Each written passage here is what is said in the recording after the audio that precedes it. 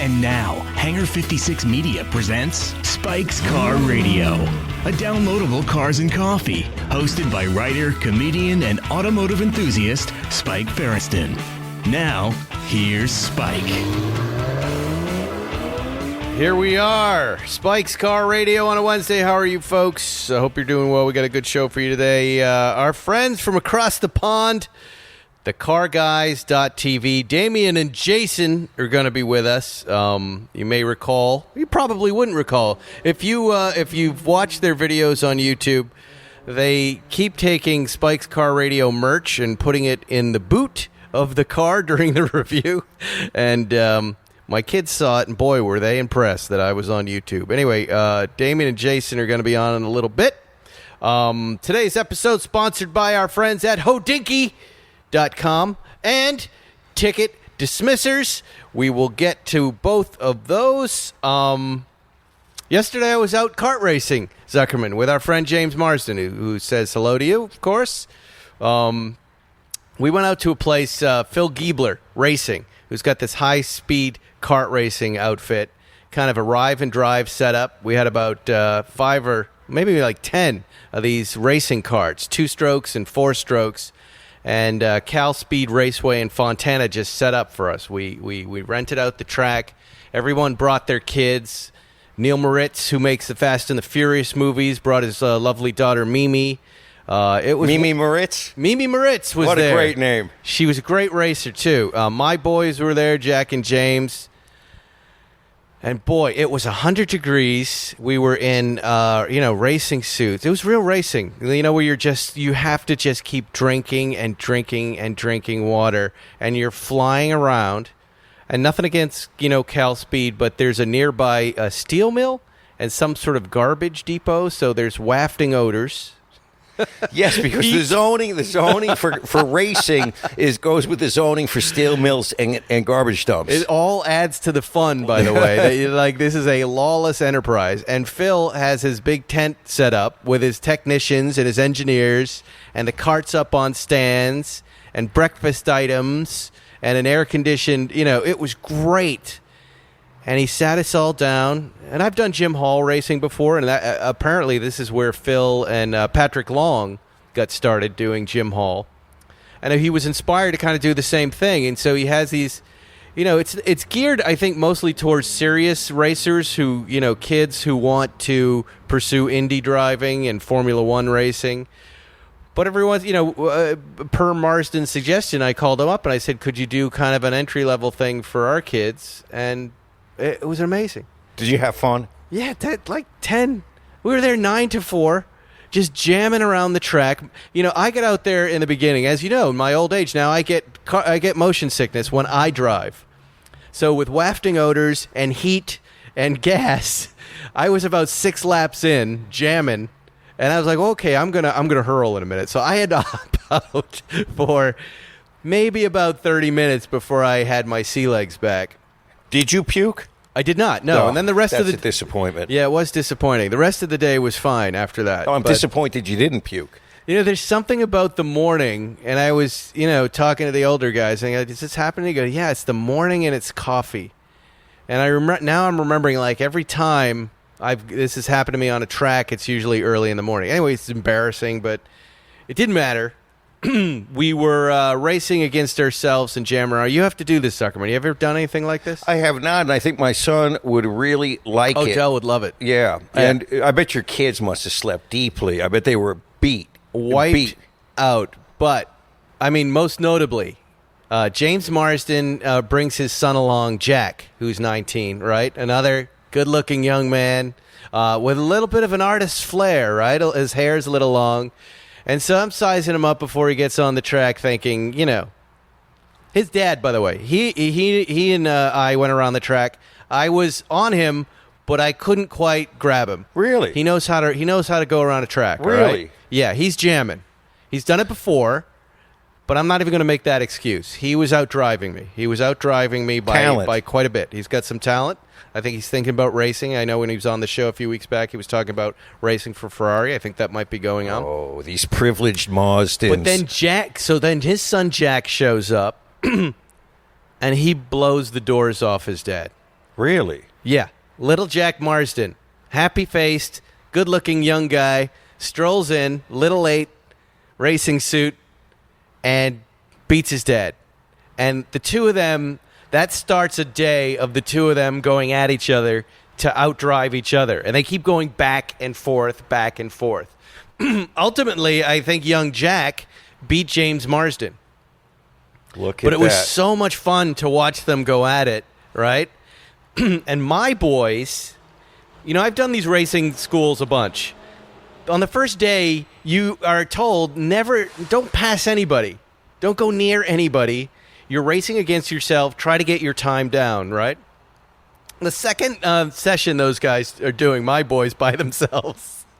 They are going after each other like, who are two famous like racing food, like Nicky Fauda? Who is he always? James Hill, or was it? Yeah, these two guys are, and I'm like, oh shit, Schumacher and Senna. Are they gonna get in trouble? And Phil is next to me, Phil Giebler in his text, and they're laughing. They're like, who are those guys? I go, those are my boys. He goes, they're really going after each other.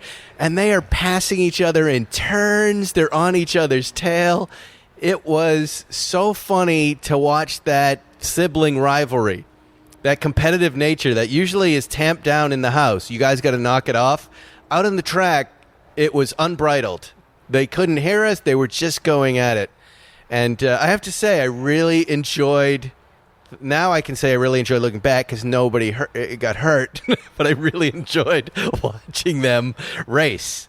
And it's I don't know if this is just a dad thing, and you might not have this because you have a boy and a girl, but it reminds me of my second favorite time when they had some sort of fitness coach working them out in the backyard every Saturday, and I looked out the window and they were boxing each other. And I yelled down, I go, what kind of workout is this? He goes, we're learning boxing.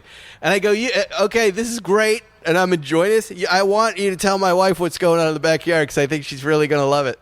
Erica was, of course, horrified, but it was of course, it ended in tears when one punches one in the face and the other one, the street fights him. But it was I don't know why, I really enjoyed that moment. Because that's what you probably did with your brother Wally. And in the old days, you didn't have a coach come over. You just had a fight. That was it. A coachless fight in the backyard among siblings. The fight makes it safe. The fight makes it safe, which is what I really liked about it. Let's talk about Hodinkee, Zuckerman. The Hodinkee guys say hello, too. I was on the phone with Enery. He was telling me about this new product we're going to help them sell. He bought our leaf green 911T. Yes, he's got that. What a great! I forgot about that car. I know, that car's amazing. If you ever asked me if we owned one, I would have said no. Yeah, until you reminded me. Well, you'll be reminded because Enery uses it all the time, and Hodinkee uses it a lot for their advertising. Anyway, they have an amazing new product for all of you watch guys. I'm going to read their ad, and then I'm going to tell you about it. The preeminent resource for all things watches has recently announced a new venture, Hodinkee Insurance. Hodinkee I like the idea of this. Now I'm trying to think of how to take advantage of it, and I don't even know what it is. Created in partnership with Chubb. The Chubb Group. Chubb. I told them when we were going through the ad that you would laugh at that. When I say Chubb, oh, Chubb, yeah, Chubb. Yeah. I got one of those. The world's premier insurer of valuable collectibles, Hodinkee Insurance is a game changer in how you protect the watches you love. It was designed by watch enthusiasts for watch enthusiasts, and it makes the process of insuring your watches as simple as possible by eliminating the typical pain points that can make insurance such a headache.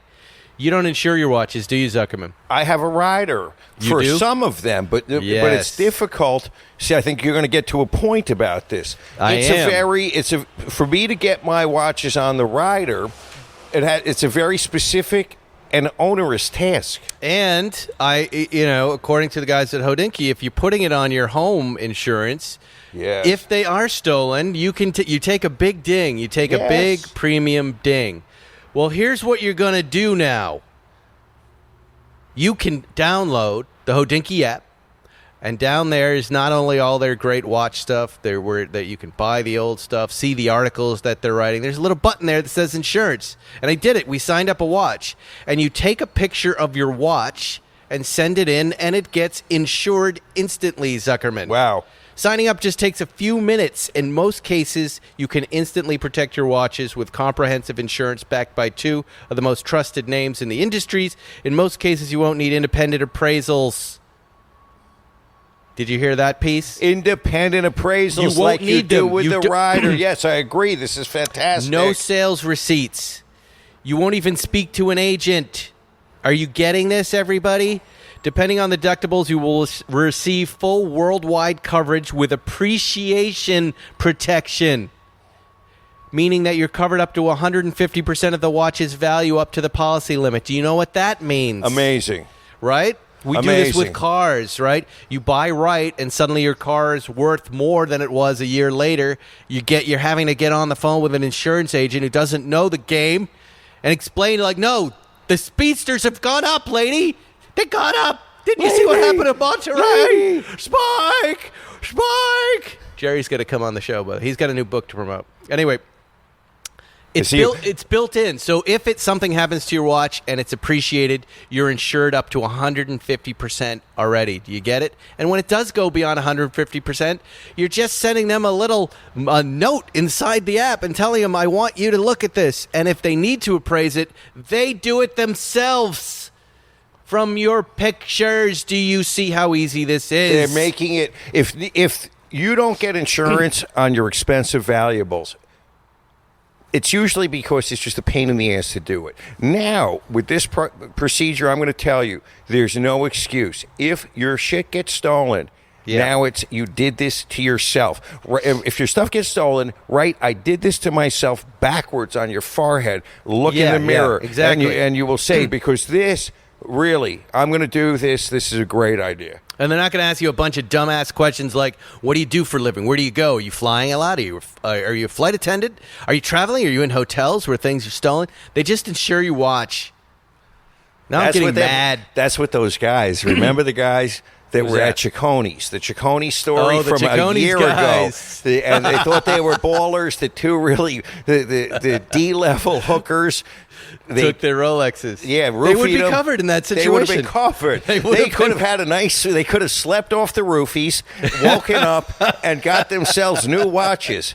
They could have, Zuckerman, at the dinner before they went to the hotel room with the girls. They could have got the insurance right there at the table. It's that fast.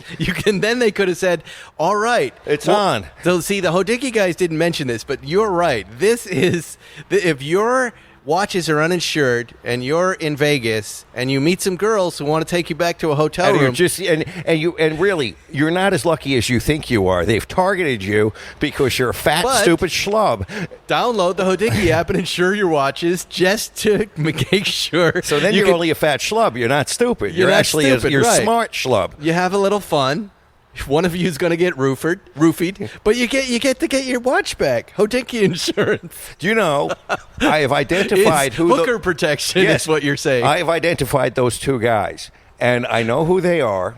And I'm going to see if I can make contact and say, please come on the show and walk us through. Because, 2020 is so different than 2019. Yes. This would be a nice walk back in yesteryear when you're at a bar, when you're amongst all sorts of people, when some scantily clad lady, she's looking a little bit like roadkill, but you've had 4 or 5 martinis, so it's all fun.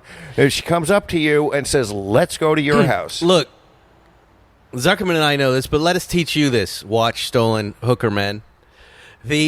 The things you think we like you for, the way you look, your success, your watches, and your things are not. We like you despite that.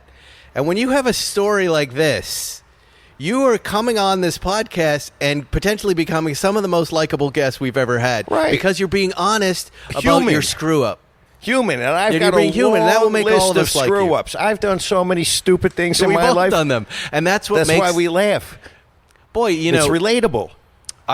You probably haven't heard it, but Chris Rock on Howard Stern yesterday on the drive up to the track was one of the greatest interviews I've ever heard. It's really just Chris Rock just laid himself bare about his learning disabilities and his divorce, and it was such a fascinating interview. But it's exactly what I was just saying about. Yes. I thought I liked him enough, and I know him personally a little bit, but you love the guy after he just goes, "This is my struggle. This is what has been my struggle." And this is what we do, even personally, or when we sit around and talk and laugh, it's mainly about times we're stupid. But if I go into a jury trial, we always say we take our client's shit and we put it up on the mantelpiece and celebrate it. And that's what the jurors like about the clients. We can't make our clients saints. We can celebrate their faults. Hodinkee Insurance is available. We went on a tangent. To U.S. residents in all 50 states here in the United States. Visit hodinkee.com/insurance or download the app, which is, you got to download the app anyways because that's the quickest way to the news and the watches and everything else. What a smart thing. And there's a big Hodinkee button there, insurance button. I did it. I signed up a watch. Here's the other thing I didn't mention, and then we'll get off it. You're giving them way too much time. They owe us money. They have, but they're very kind to us. You're right. You can upload your whole collection into the site, but you don't have to insure it, and then you can insure stuff for a couple of months, and then trade that insurance for the next one. You just keep moving it around, and the premium just adjusts. It's like you know how when you cancel insurance and eventually you get a check back or a credit? Right. It's all instantaneous. There have been a lot of smash and grab robberies in L.A. People's houses get broken into, and the thieves know to go right to the nightstand and get the Rolexes. This is a very smart thing. And it's easy. I really compliment these guys for cleverness. Yeah, there you go. Yeah, they're clever. You had a bit of an adventure this morning. Let me set the table. I was hastily putting together the equipment in the show and dealing with kids in school and running over to the place where Zuckerman has his cars. And you called, and you said, I just turned around. Tell everyone what you said to me on the phone. I told you that Smokey, the bandit, the guy who stole the 87 911, I had been spotted near my office. Who spotted him? I got a call from my CFO, John Levy, and John Levy said to me, the guy who took your 911, he's here on a bicycle. He's sitting on the wall at a building next to the office, just down the alley, and he's there. And Juan, and you called me and you said, "Look, I'm turning around. The guy who stole the 87 might be in the parking lot. I'm going to go pick him up and bring him to the podcast." and that was my serious intention and I got there. I could not have been more excited by that phone call. And you said, "Wait, I'll just come to you."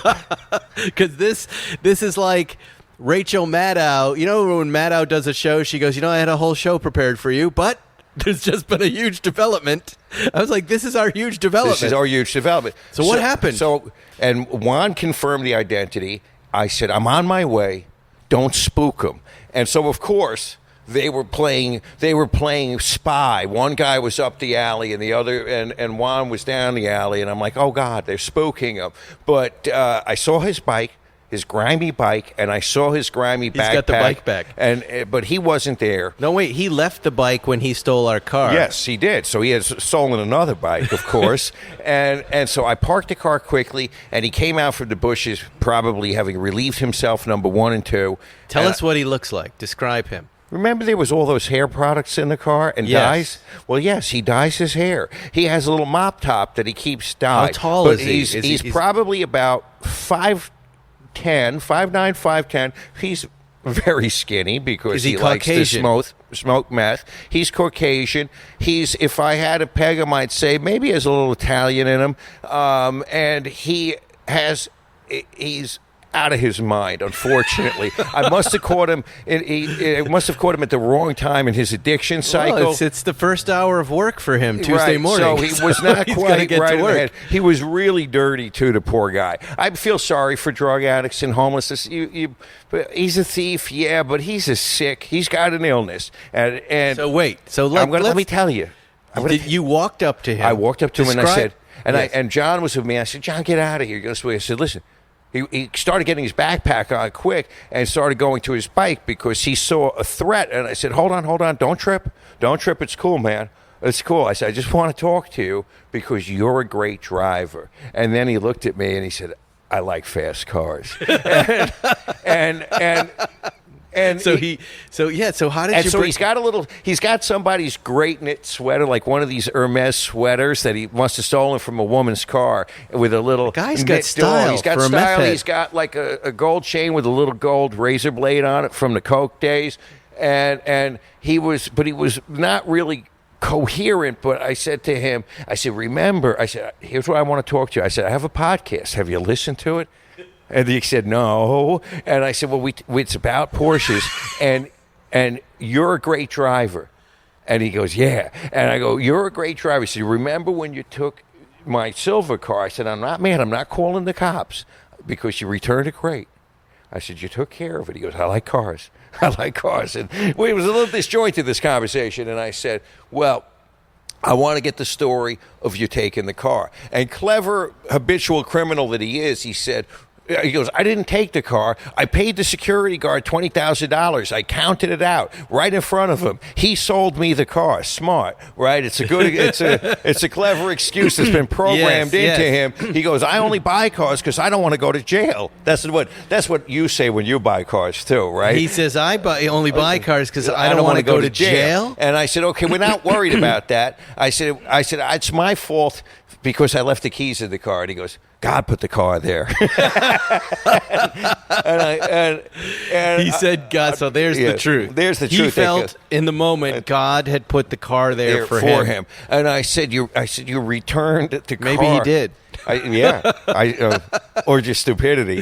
The God of stupid. Say, there is an argument. The God of stupid put the car there for him. I was the God of stupid. But what if the comedy god said, this will be good for the show? We'll sell some shirts. So we had a little chat, but he was not anyone we could have put at this stage of where he was at and whatever's going on with his addiction and insanity. We couldn't put him on today. He'll be around, though. And he definitely... It was too filthy also. It was kind of nauseating in the time of COVID how dirty he was. And I have a high tolerance for that, as you know. So he was bad. You wouldn't have wanted to be with 100 yards of him. But he did... I was quite relieved when you said he's not coming. Yeah. He did grow... But only, I think, because of the COVID part. Right. I just thought, I'm not going to be able to trust that he's been tested. He told me he grew up in California. Okay. He's from California. I know he came from a nice household, that he liked cars. He drove off, and then we encountered each other again, and then he very nicely said to me, looked at me in the 1M, and he was like, hey, man, nice car. Because he didn't see me pull up. So how do we throw a net over this guy? At some point, we're going to throw a net over him. We're going to clean him up. But I can tell you, it may well be that even if he got sober and cleaned up and medicated, however, his memory of the events may be hazy. I think that he is on automatic pilot when he's on the stuff. We'll take him to Phil Giebler Racing School. Oh wow! He would jam. Tell him there's a bag of meth if he wins. Did you ask him about the porn? I said to him that I had the porn. He smiled. But you just said, I have the porn. I said, I've got this. Did you ask him why he chose fat as girls? I think it was Big Black Racks number 6. That was the one. No, there was a girls and an as. There was like an AZZ. P-H-A-T-A-Z-Z. I remember these things. And so I said, and actually, if I was in a rush to get here, and he really was in a rush to leave too, because he wasn't quite trusting that I wasn't going to call the fuzz on him. I still, in my garage, have some of his belongings right there. Oh, wow. And I would have reunited him with them, but that probably would have sent him into some time-space flux. Wow. What is his name? Did he say his name? We didn't get to that. I didn't want to put him on the spot. What kind of bike did he have? A bad 10-speed, like a really bad 10-speed. But he had... That's a good brand that someone could create for Instagram. Really bad 10-speed, because they are everywhere right now. Yeah. But mostly because the meth heads create these little cities and they steal bikes and break them down and sell parts. Shops. The chop shops, and they're all over L.A. now. Yeah. They're kind of charming, actually. Yeah. Well, that is quite a story, Zuckerman. I get the feeling it's not the last chapter of the story. It was an exciting way for me to start Tuesday morning, though. It made me very happy to have that curveball thrown at us. here in 2020. And you got to stay on it. I know you will. And I'm excited. I mean, I think our goal ultimately would be to get him back to humanity in some sort of sober state, and then get him behind the wheel of the 87 again and make a nice video, like a Petrolicious video with him, with that story. Some sort of bizarro world Petrolicious video.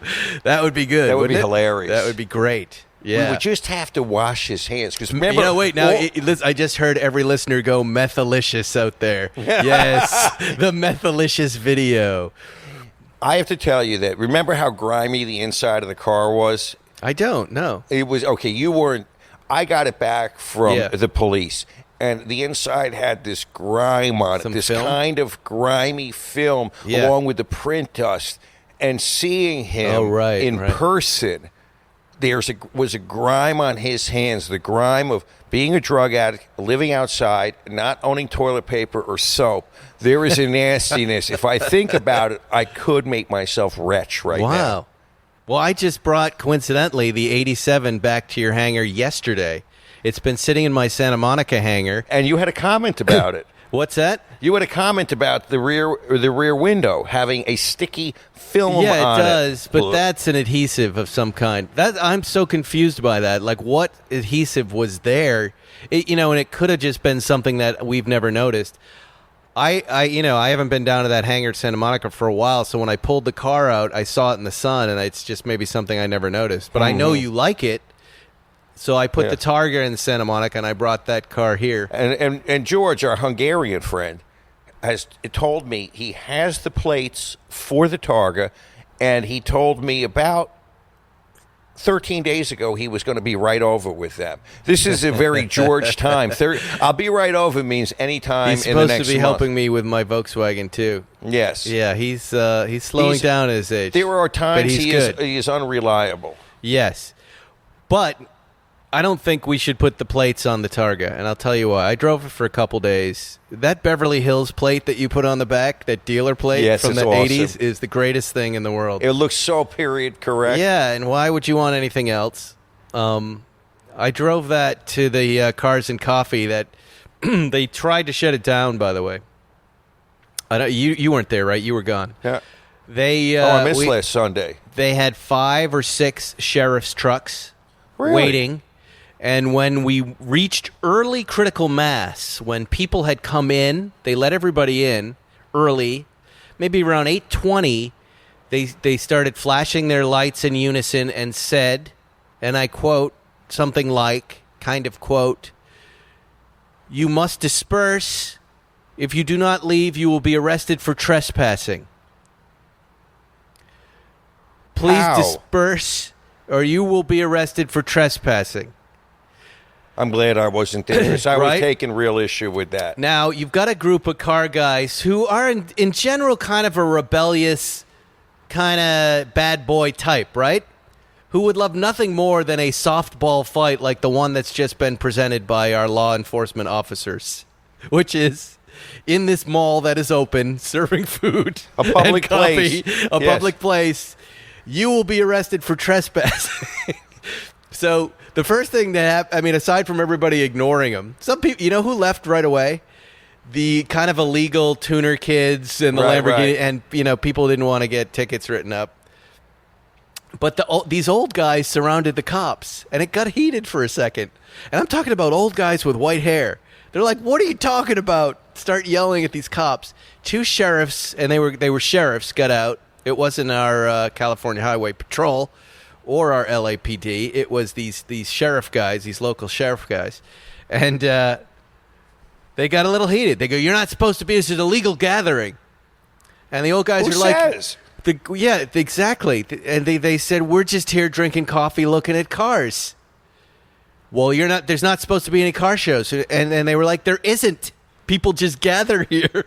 There's no organizational idea. No one is organizing this thing. We pretend to, but it, as you know, has been going on since the epidemic started, and it happened on its own, and it's people getting coffee. Getting coffee. It just so happens it's a classic car, but nevertheless. And the one old guy, when I walked up, I heard him say, "You can't arrest anybody."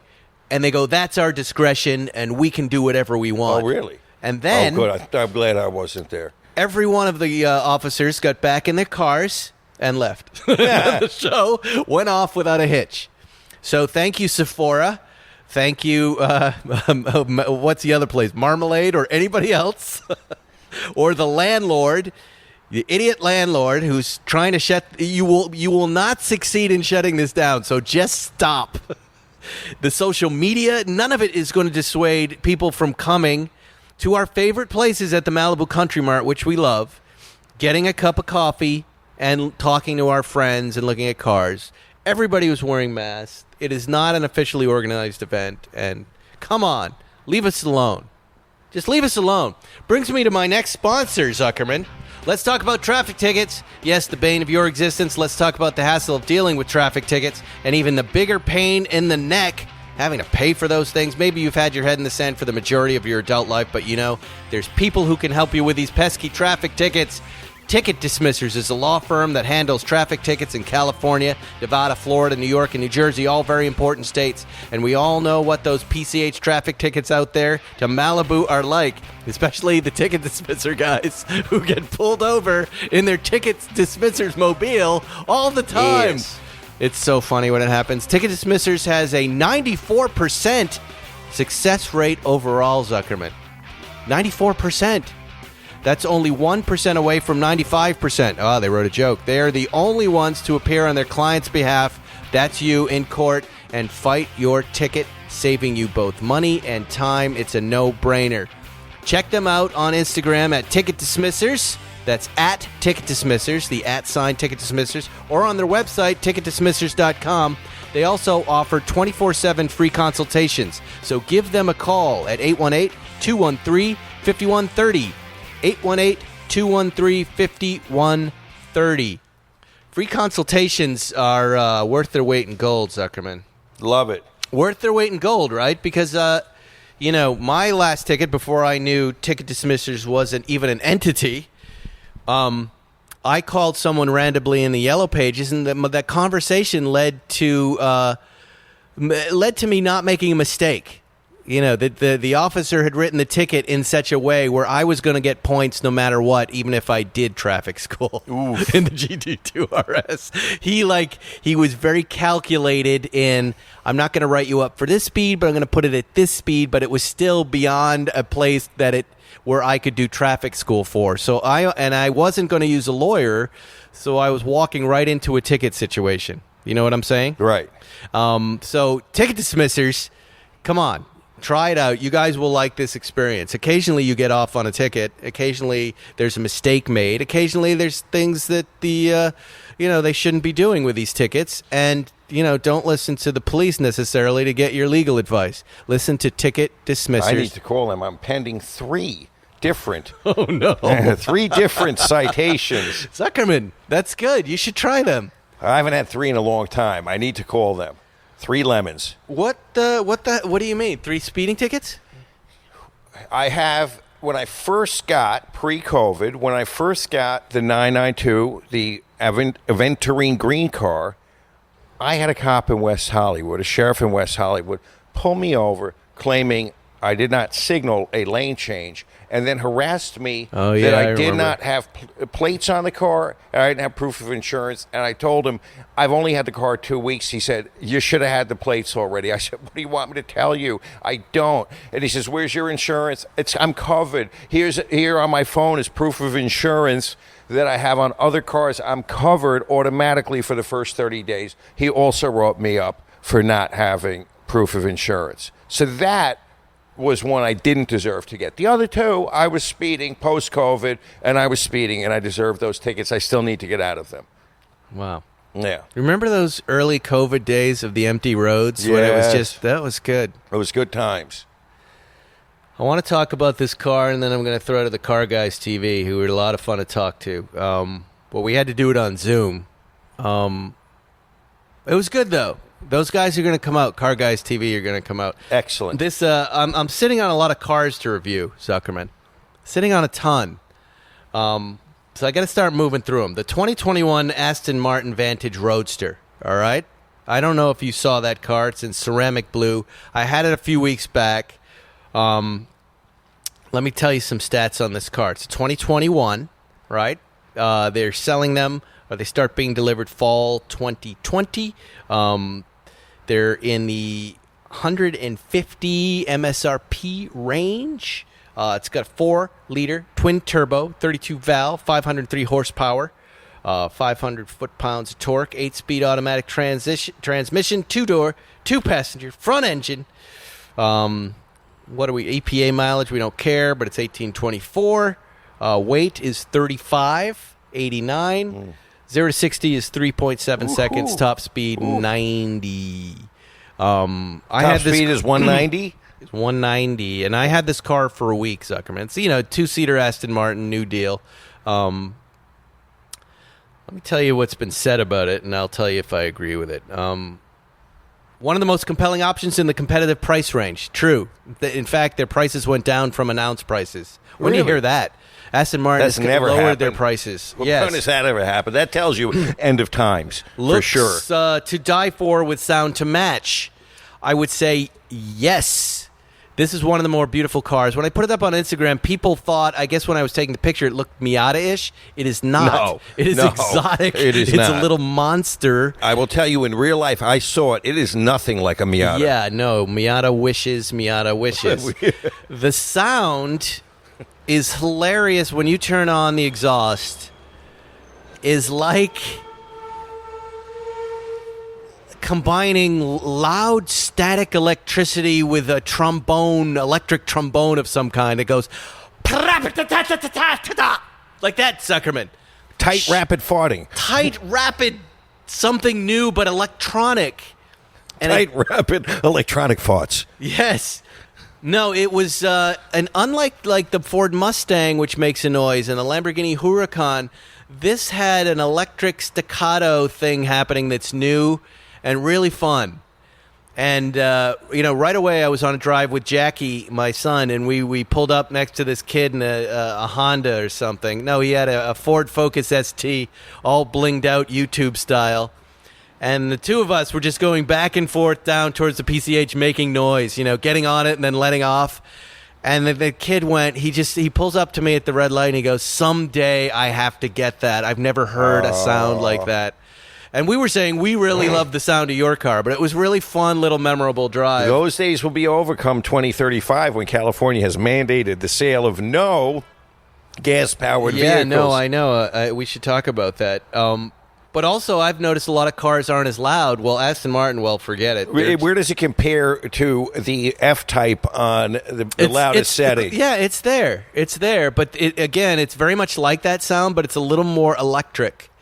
It's new. It's fun. I found it interesting. Here is, and I read this before I got in the car, and I thought, well, that's kind of a false boast, right? Least impressive bragging that Aston Martin is saying. They're saying quickest power roof in the world in under 7 seconds that can be operated up to 30 miles an hour. That's pretty quick, Ferriston. And I timed it. Porsche's it was like 6 plus.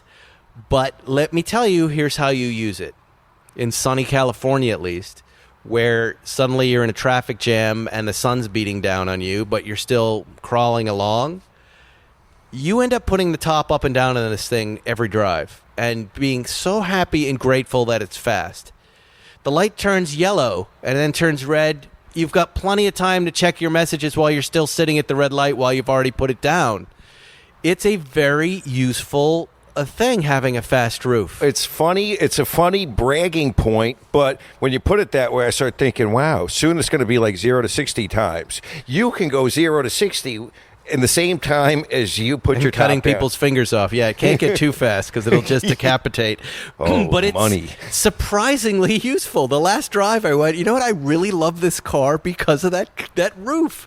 I can move it up and down. I was happy. It made me happy. So that was the thing I loved about the car most. Now you're talking about that Gavin Newsom announcement. That seems late, frankly. No gas powered cars. But I don't know about you, but I don't worry about announcements about 15 years from now. 15 years from the future. Sure. It's very optimistic that we're here. Yes. 15 years from the future. Right? I would agree. I would agree, but it makes a statement that we're in trouble in the state. Shit's burning down. We're on fire. It's just like a bad dumpster fire. I know everybody had to write something on Twitter about it, and either pro or against it. And look, yes, we should be a mostly electric. Look, there are a lot of people who don't care about cars. Let them drive electric cars and let them clean up the environment and make that great. I would drive something electric on all. I like a car that maybe has 100 miles, all electric charge. And then, so when I'm sitting in traffic or I'm doing crap driving, I don't have to hear the engine. I don't have to pollute. I'm for that. I like that. I don't care. In 15 years, really? You'll be 71? When you'll be wearing a sex diaper? I'm part of that. We're going to close Santa Monica Airport in 12 years. Okay. Here we are. I'll be there later today. You know what I'm saying? Mm-hmm. Anyway, I don't want to get upset on a Tuesday. Yeah, you do. Anyway, let's play this interview of our friends Damien and Jason at the Car Guys TV. These guys, like I said, came to prominence in my life when they mentioned me and Zuckerman in our first shirt. And they wore the first shirt. And we consider them, like they have these sister cities in the United States. Yes. They're our sister podcasts. So Boston and San Francisco are linked. This is we're kind of like what, Bakersfield, and they're like Leeds. Yes, they are. No, well, Damien, he was in magazine publishing and apparently did quite well. And sold his company and made a lot of money, and now he's just buying cars. We want his money. Damien, we want your money, too. Like you, but we like your money. He's going to come here. He wants to drive your Going. Bring some money with you. Jason has a company, too, an IT company. He's a tech guy. And Damien sells his company. He said, why don't we just quit? And why don't we just make cars? I mean, buy cars. It sounds really good. It sounds fantastic. And it's like us. They're just having fun. They don't know where it's going. They do this. They have this YouTube channel. They have tons of subscribers. I pointed out, I go, look, my kids were impressed because they watch YouTube. You're not the normal age YouTuber, which is usually somewhere between 5 and 11. But they don't care. They're like the Jeremy Clarksons of YouTube. The Benny Hills. Yeah. The Benny Hills of the car world. They just want to have fun getting in cars and talking about it, and they're doing a great job. And I enjoyed my chat with them, and I think you will enjoy it, too. Jason, where are you right now? So I'm in deepest, darkest Essex, which is on the east coast of England, just outside of London. It's pretty bad out here. It's like a DMZ, really. It's quite bad. And Damien, what about you? I'm actually in deepest, darkest New Forest. So it's fairly primitive. There's no real working light bulbs at all. So I'm running with a small lantern at the moment to try and get the power. Well, thank you guys for coming on. I think you know how I found you, and it was because you actually found our shirts, the Spikes Car Radio shirts. I see you wearing one right now, Damien. You've got the original prototype, if I'm not mistaken there. The original Blaupunk, with Zuckerman on the downs. Exactly. And I think someone DM'd me, and they said, have you guys seen this? And I started rolling the video, and boy, did we laugh when we saw you. I don't remember what the first car was. It might have been a Bentley or a Rolls Royce, where you keep valuable things like your Spikes Car Radio t-shirt. I will tell you both, nothing has impressed my kids more that I've done in entertainment than that moment of yours because you guys, you're not just good at what you do, but you're YouTubers. Right, you're their world, and they could not believe that these guys with accents from this strange country knew who I was. So I want to first of all just thank you for that. Since we were very entertained by it, but then I started watching Car Guys, the CarGuys.tv. I have so many questions. First of all, it's great. It's really fun to watch both of you guys kind of interact. You've got that going on for you. But, tell me how this happened, because here are the pieces I can't figure out. And I'm going to direct the questions at either one of you because of the Zoom and the three of us. But, Damien, is one of you the founder of this thing, or did you do it together? Yeah, I mean, first of all, it's a massive privilege to be on the show. We have listened since episode 1, and we've been listening to all. So this is like an incredible buzz for us to be on this show, and hopefully at some point in the future we can get over to LA and meet you guys in person, because that's probably one of our dreams right now. We'll make it happen. But sure. In terms of the Car Guys itself, I mean, we're both really that'd be awesome. Yeah, I mean, we're both really the founders and the presenters and the filmers and the editors of the show, and it just really came about from our point of view, a love of the Cannonball Run movie, and then I had a load of time on my hands and really wanted to learn film editing and how to sort of film and how to edit and do all those sort of things, just to keep my mind from turning to mush. And then I decided I had a car collection as well, so kind of like cars, filming, that both came together. And Jason I knew from about 10 years ago. We both had a similar outlook on cars, but with very different backgrounds. And we did some tests to see whether it could work. So we both went in the car. Bear in mind that everything we do, there is no script whatsoever. So we get in the car, and hopefully after a couple of hours, there's some gold or some comedy in there, but we never know getting in the car. We literally just, hope that it's going to happen. And we did a few tests. They kind of worked out okay. And hey presto, then we launched the channel. And so you get a call from Damien, Jason. What are you doing in that? What is your occupation in that moment? You're like, he's going, hey, I know we're a couple of old guys who had a lot of cars, and we want to be YouTubers, and we're about 50 years too old to do that, but we're going to do it. Where does he find you? What are you doing in that moment? And what's your job? So I've got a really boring job. I've got an IT company. So I'm there fiddling around with computers. Damien's basically sold his business.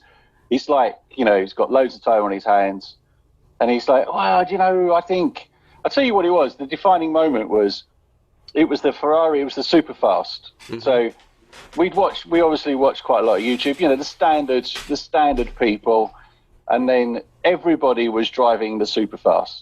Right, all the YouTubers were out. They were all got taken out by Ferrari to Maranello to come and drive this car. And Damien was like, I've got one of these things on order. Why am I not driving one of these cars? And we're like, why don't we just do what they do? It'll be all right. It'll be fun. And that literally was that was the moment. It's like, but the thing is that we couldn't be serious. We can't be serious. Right. Some of these YouTubers are really, very focused. They know all the stats. I mean, we know literally nothing. Absolutely nothing. That I wouldn't say that. I mean, that's some of my favorite shows are car guys having fun in cars, and I can relate to that statement. Because people are always saying to me, you're a car journalist. I go, I'm not. I work in entertainment. I'm an enthusiast. What I'm shooting and what I'm recording is me learning about this stuff, and I never really presume to be the expert because I never am. But so when he says you sold this company, what was your business before Car Guys TV? Oh, so I had a magazine publishing business, so it was all about technology, stuff like that. So really, my background is more on the journalistic side, and that's how I sort of know all about sort of making sure that when we produce the videos, it's high quality, we've got all the rights, I cover all those angles, make sure that it's all done professionally. That's my background. Never did any video at all in my old business. It was all print publishing, but it sort of set me up in terms of the principles needed to start a good business for this. The Car Guys could be a whole franchise, right? I mean, why wouldn't you now go back and start a Car Guys magazine? No reason why not. No reason right now, right? Okay, so here's one of my first big questions. So the cars, because you guys get a lot of great cars, and I haven't been able to figure out. They're not stolen. Yeah, that's the question. Like, are these press cars? Are these your cars? Are people loaning you cars? How is your gig working? Like Doug DeMuro, he's got some cool cars, but people loan him the cars, he does reviews, and then he hands them back. What are we looking at on your side? So really, I mean, a lot of them are my car. lot of them are my cars. So Right. so definitely. And my cars were the sort of core. We've got some of Jason's as well, and then now as we sort of kind of get a bit bigger, we get some of the viewers wanting us to drive their cars, and we're also getting cars from dealers sometimes. The dealers who are hoping that we're going to buy the cars. So that's the main thing. I mean, we're actual car buyers. We're not just like kids borrowing these things, enjoy riding them around and filming it. We do actually buy a lot of cars as well. So that gives us credibility with some of those manufacturers, and that gets us access. Jason, tell me what you collect and the stuff that Damien really hates that you collect. I think Damien really hates all of my collection. I'm at the lower end of the market, so I like eclectic stuff. I like stuff that's a bit out there and a bit strange. So the Fiat 500 is mine, and honestly, that's about as much fun as you can have in four wheels. Mm-hmm. The fact that you're sitting shoulder to shoulder, and we're not big people either. We're about normal size. That is a brilliant car. Talbot Sunbeam was that was just an absolute gift. That car, amazing car. So I'm much lower down budget wise, but equally as much fun, right? So cars don't have to be. You don't have to be buying Ferraris to enjoy driving them. There's it's all good. Mm-hmm. And Damien, what are you? On my side, so that's. Go ahead. What are you driving that annoys? Well, that's the joy. That's the joy, really, of the fact of the two of us, is that we're quite different people. We got similar views. So I'm more on the sort of high end. So I'm primarily more Ferraris and Porsche, and quite an eclectic collection. So I've got an old Land Rover Series 2A, which I know you'll appreciate, Spike. I have one. You love them. Yeah, but I've got a Lamborghini, I've got a Honda NSX, a Rolls-Royce Phantom Coupe, McLaren 675 LT, those sort of things. But it's really sort of Ferraris and Porsche, which is the real core of the things that I love. And tell me, and Damien first, where do you drive? Like, are you around London? You say you're out in the woods, but are you London's area? I mean, what kind of roads? Every time I talk to a friend that's been in London, they're like, the speed cameras have ruined the city. You can't enjoy a car anymore. You can do, if you're not paying attention, you can lose your license in one drive by going through too many, right? Which is a really scary idea to a guy like me. So where do you drive in England these days and enjoy the cars? Either one. Go ahead. The main thing, I think the key thing is London, definitely is not a place to go and drive your cars. You live there, but you do not, most people don't have cars in London. There's just no point. So I'm about an hour and a half away. I'm in the south of England. The roads are a lot quieter. There's some good places. But to be honest, if you really, really want to drive your cars properly, you've got to go to either Wales or the Lake District, or Scotland. So those are the real places, particularly Scotland. If you can get up to Scotland with your car, it is the greatest experience. Honestly, it's amazing. What do they have speed limits in Scotland? Do they let you drink behind? What is so great about it? They're very loosely enforced. Is it guys in kilts with laser guns? You drive by fast and the kilt goes up and they try to push it down? That's exactly what it is. If you go fast enough, you blow the kilt up, and the kilt covers up the speed camera. So that's what you're supposed to do. That's the technique. Well, I've never heard someone say Scotland has the best driving roads before, but seriously, first, not having been there, and I believe I'm the only Irish citizen who's never been to his homeland. To my home country yet. First of all, are you driving on what side of the road? You driving on in Scotland? You're driving on the left, the direct side. Oh, really? So it's one of those situations. All right, and then. Well, the reason why Scotland's so good is because there's hardly any people there. So it's a very big country, but not most people live in the sort of cities, and therefore the roads outside, which are stupendous, are almost empty. So you can just drive just some of the greatest sort of mountain roads and passes. I mean, that's where, if you remember in Skyfall, James Bond took his DB5 up there, and that road, for example, is fantastic. But it's just some of the best roads really in Europe can be found in Scotland, but also Wales as well. But Scotland, I think, probably is the number one for us. It's funny you're saying. I just watched Skyfall 2 days ago, and I watched that scene. I was like, boy, that is a road. And now we're talking about it. It's so interesting.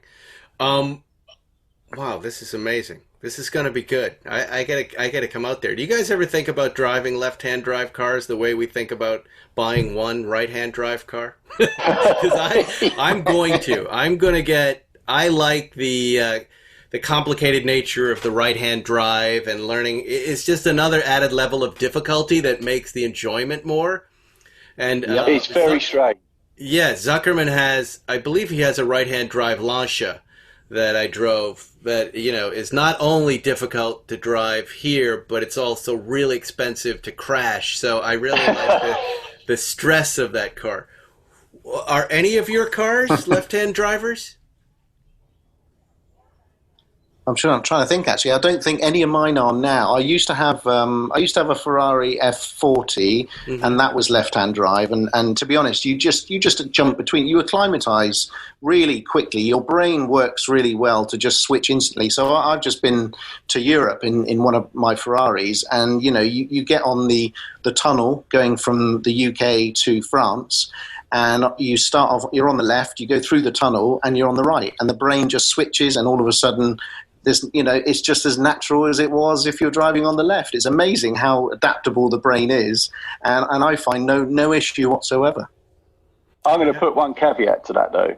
That's all right if you do it all the time, right? But if you have a long period of time between right and left-hand drive, so I had a period of about 10 years from going to driving in France, driving on the continent, and then driving in LA, and getting used to being on that side of the road again. It's very weird because you're sitting there. It's strange to have the A pillar right next to you. You're expecting quite a lot more car on your left-hand side than you've actually got, and then you're trying to figure out that you've got all of this car on your right-hand side, and you're trying to fit yourself in the lane. And I mean, God, the concentration levels just go through the roof. You're absolutely 2 hours in a car, you're absolutely done because your brain is constantly trying to figure out, are you in the right place? Are you going to crash? Are you going to hit someone? It's just weird. Yeah, I like that. That's what relaxes me, is that concentration level, because then I can't focus on all the shitty things that are happening in my life. Trying to survive. I always find that I'm hanging my passenger over the yellow line into oncoming traffic. That's good. So that's what I'm trying to do. One. I'm trying to save that life more than my own. So the carguys.tv. What is your dream for this? Because it's interesting. It's got a Top Gear vibe to it, the old school kind of Top Gear. It's how long have you guys been doing this? Just now, a couple of years or even less? It's about 3 years now. June 2017. Oh, okay. That makes sense. So now you're just getting your stride. Where do you want to take this thing? What are you trying to do? Well, the dream from our point of view was always to drive all the cars that we always wanted to drive that we hadn't yet got into. So we thought if we could create a channel and use our own cars as the credibility, then we might be able to persuade really gullible people to let us drive their cars. And all of a sudden we could tick off all the boxes of all those great cars that we've never actually driven. So that's what we're doing at the moment. We're just gradually going through this enormous sort of tick list of cars that we've always wanted to drive and get through those. And also at the same time, I think you're right, the vibe we're going for was very much sort of old Top Gear by virtue of the fact that there's two of us, and most YouTubers it's just the one guy, but that allowed us to riff off each other. But mainly we're just really old, and therefore that's what gives you the Top Gear vibe, because we're old men driving cars. That's the code. Top Gear. Yeah. It's a compliment, but it's also an insult. Jason, yes. What is it? Tell me these cars that you want to drive. Like if you could drive anything. And I saw one of mine this morning because this fella here in Beverly Hills, Bruce Meyer, owns this 1961 Ferrari 250 short wheelbase that just happened to win a race called Le Mans, silver with blue stripe. He had it this morning at Cars and Coffee. Yeah, had it at Cars and Coffee, just sitting there. Just there. That's the thing that I want to probably drive second most in the world. Number one is the Steve McQueen XKSS at the Peterman Auto Museum. That they promised me. Both cars have been promised me to drive. I've yet to see them come into my driveway. So, Jason? What is it that you want to drive that you haven't driven already? For me, it's about those poster cars when you're a kid, right? So it's the XJ220s. It's the Lamborghini Countach. It's I've driven an F40, so we tick that one off the list. That's fantastic. It's the 959 Porsches. It's those types of cars for me. Absolutely 100%. It's all of those cars when I was a kid that you would, you'd buy the magazines every month and you would just completely consume all of the content and going, oh, those things are amazing. It's about getting seat time in those cars. You guys have to plan a trip to LA because we can do this in one day. Everyone you mentioned, like Matt Farah's got the Countach. He's going to let you drive that. That's not a problem. Seinfeld's got the 959. We'll just take it. He's never out here because he's afraid of the virus, and rightfully so. And then the Jaguar, that's easy to find. What about you, Damien? What about the Gullwing and the 917 as well? I mean, obviously we can tick those off. The Gullwing Zuckerman has. And he's very generous with his cars, and he'd be happy to let you drive anything you guys want. And then the 917, I've driven that. It's that rarely is out there to be driven, but I could probably arrange for us to look at it. Well, that's good. They're amazing cars, and by the way, they had the steering wheel's on the right side there too, if I'm not mistaken. You feel very comfortable there. The shifter's on the left. You just don't want to blow the shift because you may blow the engine. You don't want to crash it because you may lose your legs.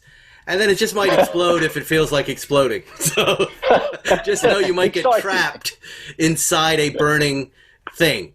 Damien. The full experience, right? Yeah, it's the full experience. What about you? What is it that you're really hankering to drive that you haven't driven? Because it sounds like you've bought some of your dream cars already. Yeah, no, I do have a steady collection of the dream cars. I have ticked a lot off. I haven't driven a Ferrari F50 yet. I've not driven a Lamborghini Miura, which is also one of my favorite cars. So I need to get into one of those. Interestingly, talking about the 917, we did a video on our top 10 Porsche of all time, and we said in that I don't think we'll ever drive a 917 because obviously we're not billionaires. And so recently I've put in an order for a half-scale 917 Porsche, which they build. There's a guy that builds it over here. He's the only one that does it. It's a half-scale car and with an engine. And actually, I can fit in it. So there's me thinking I'd never get to drive one. Well, in fact, I've got one on order. That is going to be a great video when you shoot it. Here's my pitch for you, right? The opening of your video is shot in such a way that it looks like the full-size 917. And then you step into frame and we see it's not. But I have to tell you, at this point in time in car journalism, I would rather see you review that than a real 917. I know exactly what you're talking about. I want to know everything about that. See, this is what makes your show so great, guys. You're doing the stuff. I'm gonna document it. Yeah. I'm going to document the build. I'm going to document what it's like. And because the thing is, it arrived and to show it off, and I was like, wow, that's amazing. And then I thought, well, there's no way I can obviously drive it. But actually, when I dropped down into it, I could pretty much fit. So I could drive that around. And I think that's going to be, that's an exclusive, by the way. No one knows that I've foolishly ordered this half-scale 917. And you're telling me you can register it for the street in London?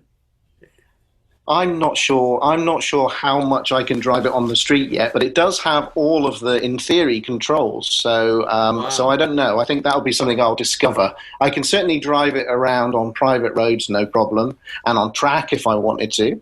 But we'll see whether it can go out on road. I'm not sure at the moment, but hopefully, yes. How difficult is it to take, I saw a bunch of stuff today at the Cars and Coffee that I'm reasonably sure wasn't registered and or not illegal.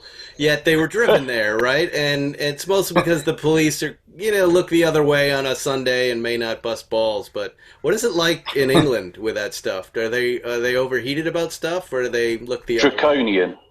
Draconian. Yeah. I don't think it's that bad. I think something like this, where it's made by there's hardly any made. As long as it's got indicators on it, and as long as I don't flaunt it in front of the police, then I'm sure I could probably get away with it. Yeah. The problem, especially if I only drive it far away. Yeah.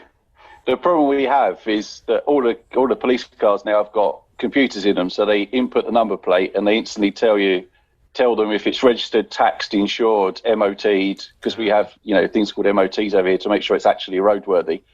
So all of that stuff is instantly available to them, and if they're having a particularly bad day, because let's face it, the weather here is shocking. So every day's a bad day. You're likely to find yourself in prison. Yeah. But it's fine though, because but all I'll do is I'll just take Jerry's number plate off of his car and then put it on mine, so it will be taxed and registered. Yeah. Where did my plate go? I don't think he's seen his cars. He's been locked in New York. He's got cars out in Long Island, but there's so many of them. You know who we saw? Jay was out this morning driving a Cunningham something or other car. You guys would probably know. But, wow. He's been. It was really fun. I mean, we're so happy, all of us, that we're in LA and we're in California and we've got this nice weather and we can drive, during this madness. How was Fireball this morning? Fireball. He's he was quite a story. He turned out to be a pretty great guy. Friendly. Yeah. Friendly. Turns out he was just helping this young man. So he claims. I don't know. I'm now suspicious of Fireball a little bit, but he's a car designer and he designed the original Batmobile. Wow. Did you catch that part of the interview? The first one in the first movie, and he talked about that. And plus and you've been berating him for 3 episodes. I did. I had, and I brought it up with some folks today, and they said they don't buy it. We don't think that story's true. We think Fireball's lying. So I don't know why Fireball has his detractors. He seems like a great guy. I like the way he came off in the podcast, and we're gonna keep bringing him back for sure. He also kind of represents a different kind of car culture than our little group, which is the hot rodder guys. And they're quirky and they're odd, and they have these freaky cars. And one guy has an outlaw Fake-A-Do 356 Speedster that's got machine guns on it and army. Wow. I mean, just things that you wouldn't consider past the age of 5. But, this guy built it and he loves it. And that's kind of their whole world. And I don't know. I like it. And I like Fireball. And I'm happy we kind of made friends with him. I'm pretty sure you said he was worse than Hitler 2 episodes ago. Look, I'm prone to hyperbole. I can get hyperbolic. I'm a writer. I think I'm allowed to exaggerate. This morning at the Cars and Coffee, though, the real bad guys were there. Because this isn't Fireball, and this is the proof it's not Fireball. The police, they had 5 or 6 sheriff's cars out there this morning, and they allowed everybody to come in.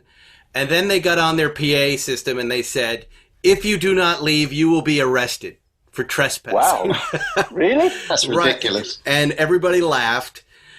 And they said, you must leave now or you're going to be towed and arrested for trespassing. Everybody laughed again. And then it was, everybody's bored. And these car guys, who are all tough guys, like 5 old guys surrounded one of the police cars.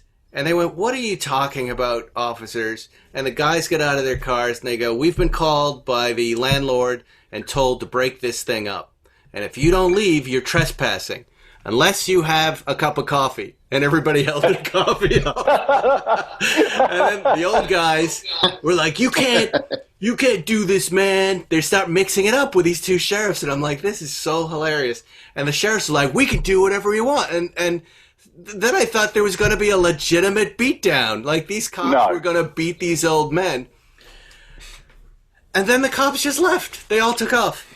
So they came They were called to come and break it up. They said what they had to say. Nobody left, and then the police left, and we had a nice little car show. Until, and I think this is a problem you can relate to, until the Lamborghini guys showed up. Around 10 o'clock. The Lambo boys. Oh, classic. Like at Harrods, the revving of engines and the noise and the speeding down streets. They started doing that stuff. And that's when I get the hell out of there, because I'm sure SWAT was going to be called in after that. They're a different species, the Lambo people. Yeah. So you have that problem there, huh? Yeah. Oh, yeah. Oh, yeah.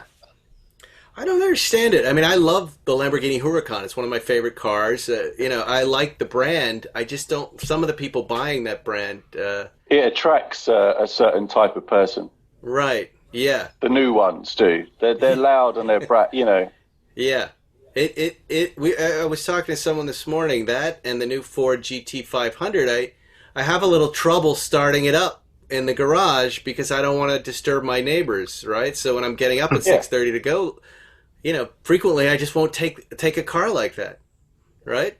And that's because we're old, though. Because we're old and nice, right? Because we're not old and fresh, considerate, right? Young. Yeah.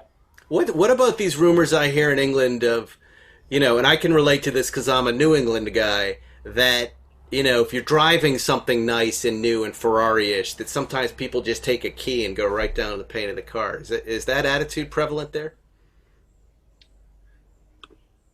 It doesn't happen that often, actually, I have to say. I mean, it does happen occasionally. You do get a bit of jealousy, and you've got to be careful certain areas that you go to with your cars. But I mean, so far, touch wood, I've not had anything keyed or damaged specifically by anyone. I've had people sit on them for photos. Oh, yeah. I had someone at one point put their toddler on the roof of the car so that they could take a picture of them. But I've never had, I don't think, anyone sort of like deliberately scratch anything. Wow. That's not cool. So before we go, when you come out to LA, what else are you guys up for seeing? Like, what are you guys consuming over there from our American car scene, aside from Spike's Car Radio? What's going on in England as far as content? Like, that's it. Just us? Yeah. There's nothing else? No. What are you listening to? What are you watching, car-wise? Oh, wow. Well, Matt Farah, obviously. We're a big fan of his channel and everything he does. So that's high on the list. Salamandrian is interesting on YouTube, but that is pure entertainment and nothing else. That's all a bit odd and strange. Mm-hmm. I consume quite a lot of Dodgers baseball, and I can't believe we're doing this right in the middle of a Dodgers game. So that's why are you watching a lot of Dodgers? I mean, I love the Dodgers, but why are you watching the Dodgers? Because I love the Dodgers too. I've been coming out to LA for years, so saw my first baseball game in 2008 and at Dodger Stadium, and it was hooked from that point onwards. So yeah, I consume it as much as I possibly can, which is a real pain from the time perspective because most games start at 2 a.m. So, which is no fun at all. But yeah, do you like baseball more than cricket, more than soccer? Yeah,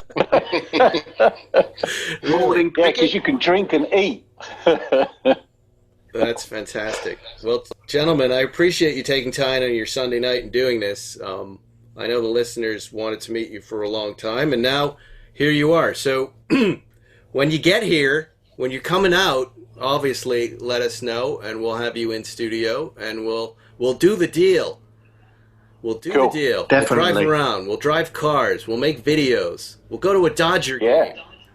We'll get arrested at the Cars and Coffee together. Yes, all of these things.